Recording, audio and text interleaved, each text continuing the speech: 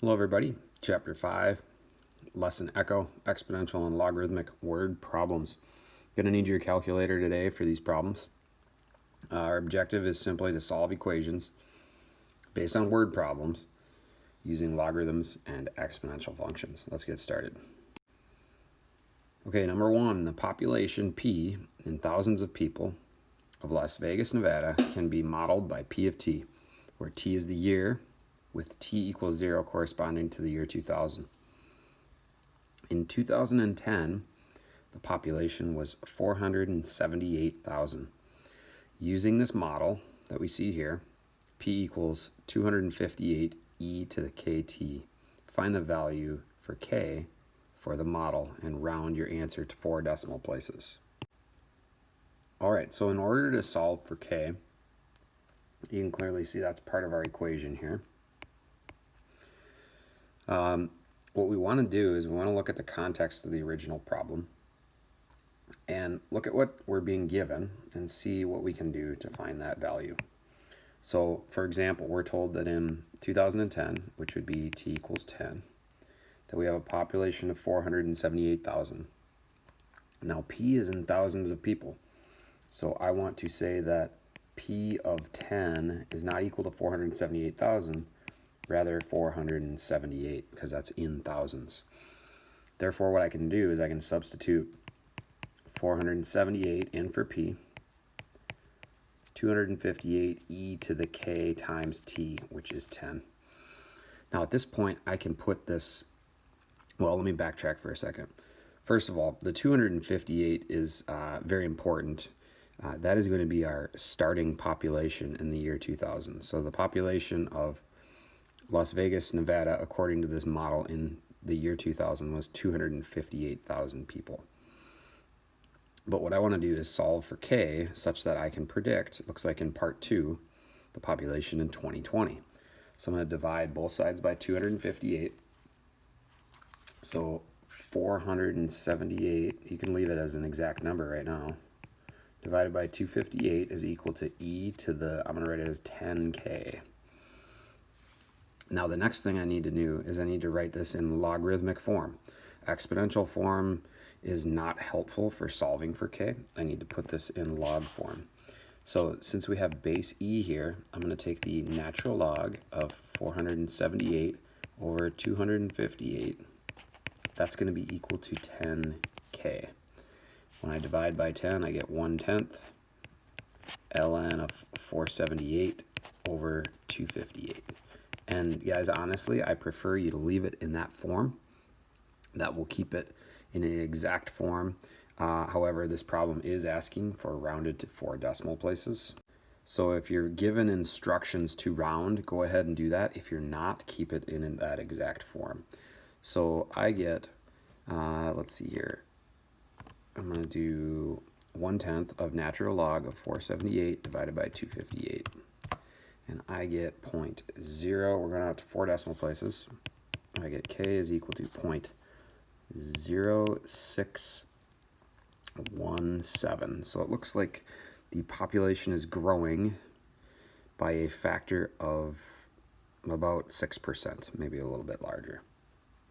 Oh wait, now what we're going to do is we're going to utilize our formula, which of course it says to use our rounded answer. So p equals 258 e to the 0.0617 t. Approximate the population in 2020. So the population in 2020, of course, would be, let's see here, t equals 0 is 2000, so 2020 would be year 20.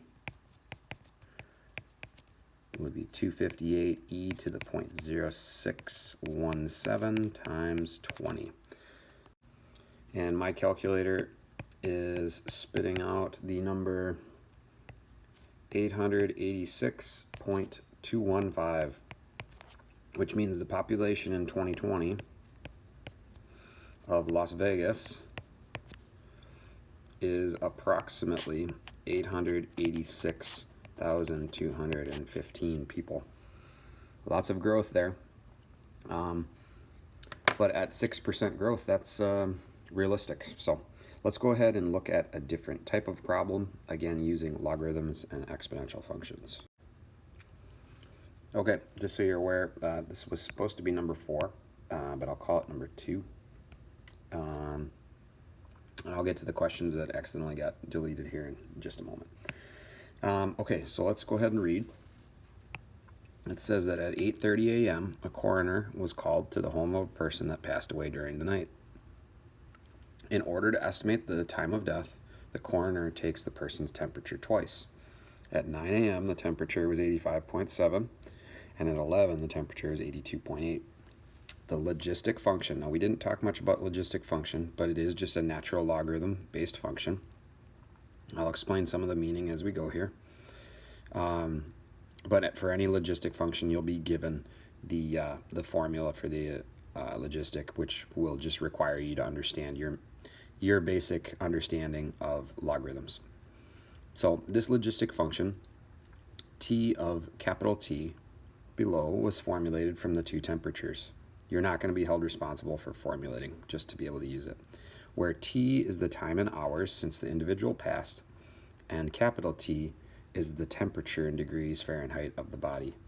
Assuming that the body temperature was 98.6 and that the room temperature was 70 degrees, estimate the time of the person's death. So we want to estimate T based on the two temperature values that have been given to us. Now, before we do that, note a couple of things here.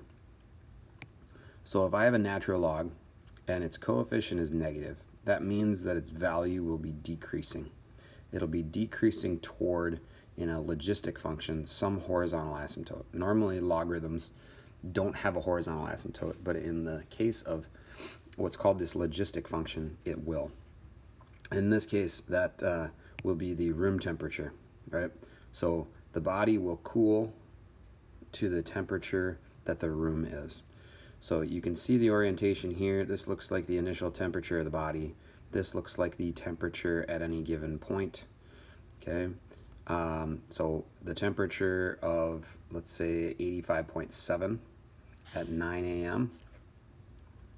Okay, and the temperature of 82.8 at 11 a.m. So we're going to go ahead and go through how to solve for the temperature of the body at the time of death. So let's go ahead and do that. Well, I don't know how I managed to do that. Okay, here we go. So we were given that at 9 a.m., the temperature of the body was equal to 85.7 degrees Fahrenheit. So then little t would be equal to negative 10 natural log of 85.7 minus 70, which would be 15.7, over 98.6 minus 70, which is 28.6. Okay, when we evaluate that in our calculator, we should get, looks like it comes out to be almost exactly 6. Now what would that mean? That would mean time since death. Time in hours since passing. Okay, so what that would confirm then, well, or what we would assume then, is that 9 a.m. is 6 hours since the individual passed. So we would guess time of death to be 3 a.m. Okay, let's confirm it using the other time. So at 11 a.m., temperature equals 82.8 degrees Fahrenheit. Okay, therefore we would do the exact same thing. Negative 10, ln, 82.8 minus 70 is 12.8 over 28.6. In this case, I get t equals almost exactly 8, which makes sense. Since 9 a.m. is 2 hours before 8 a.m., then 6 should be 2 hours before 8. Therefore, time of death is confirmed to be 3 a.m. Okay, On the next slide, I'm going to make up a couple problems because mine got deleted from the notes, but we'll go ahead and get to it. All right, so on this blank slide that I've got here, I'm going to go ahead and go through a half-life problem.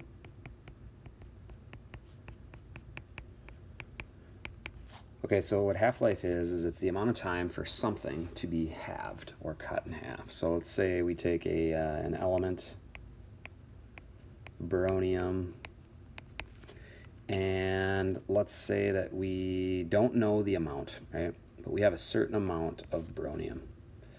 Let's go with question mark number of grams. We don't know. But we do know that the half-life of boromium, provided it is in a stable environment, decays at 1/2 of it per every, so half-life, I don't know, I'm gonna make this up because I didn't know what I wanted it to be. Let's say it has a half-life of 33 days. Okay. What if I asked you if there was an unknown amount of boromium preserved for 1 year? Okay, for 1 year. Ooh, that was supposed to be a Y. For 1 year, what percent of the boromium would remain after that year? Okay, what percent would remain? Okay, so what we could say then is that the amount after the 1 year, I'm going to call that A sub 1, is equal to the amount initially, that's A sub 0, times 1/2 to the power of x over 33. Okay, where x, we got to define this, number of days, right? Because we know 33 days for the half-life time. And let's say it's a non-leap year, okay? So we want to know what we would have here left over, okay? So after 1 year, I want to know how much or what percentage of the original, right? So of A sub 0, A sub naught, which we had originally, how much would be left 365 days later if we have a half-life of 33 days. So honestly, at this point, I don't care what we insert here for A sub naught, so I'll just stick with an easy number. Let's go with 100. That'll help me with the percentage answer, right? Because then our answer would be whatever number we get, right? So I don't know what A sub 1 is, or the amount after a year, but I do know, whoa, I didn't want 1 over 22, I want 1 over 2, that there are 365 days in a non-leap year. And so I'm going to go ahead and evaluate that. So what I would expect, honestly, if you're thinking about this, think about, okay, so after 33 days, there'd be 50 left. After 66 days, there'd be 25%. After 99 days, there'd be 12.5%. So you can see that it's starting to approach 0, but we can confirm using our calculator. So 100 times the natural log, times 1/2 to the power of 365 divided by 33. And it looks like the percentage left is, well, we would have, what would that be? 0.047. Okay, now that is not the percentage necessarily. Actually, that is the percentage. It would be less than, let's see, how would you say that?